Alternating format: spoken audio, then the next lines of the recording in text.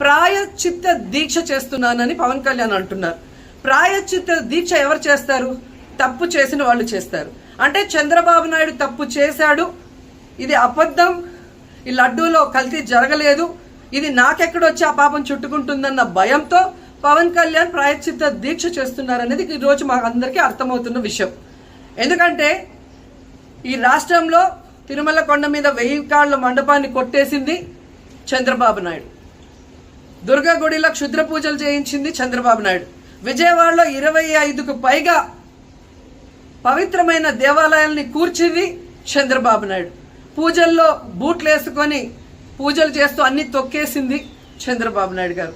ఇలాంటి చంద్రబాబు నాయుడు కోసం ఎన్ని ప్రాయశ్చిత్త దీక్షలు చేసినా ఆయనైతే దేవుడు క్షమించడు, అలాగే హిందువులు కూడా చంద్రబాబు నాయుడిని క్షమించరు.